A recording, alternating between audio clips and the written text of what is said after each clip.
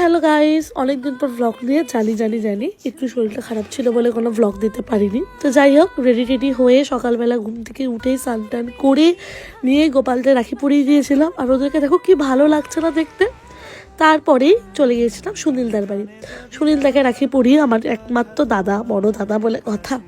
তারপরে চলে যাই ইউনিভার্সিটি যারা আমরা সবাই একসাথে থাকি, সবাইকে রাখি পরিয়ে, দাদাদের রাখি পরিয়ে চলে যাই একটা খুব ভালো কাজে, বাচ্চাগুলোকে রাখি পরাতে। ওদের কাছে আমরা বরাবরই প্রতিবার রাখিতেই যাই। ওরা ভীষণ আনন্দিত হয় এবং ওদের কাছে গেলে মনে হয় যে ওরা আমাদের নিজের ভাই বোন।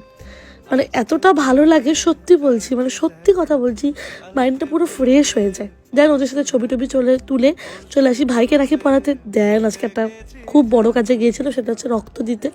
তারপরে এসে আমার বাচ্চাগুলো আমাকে রাখি পরায়। দেন শম্ভু। তো আজকের জন্য এটুকুই।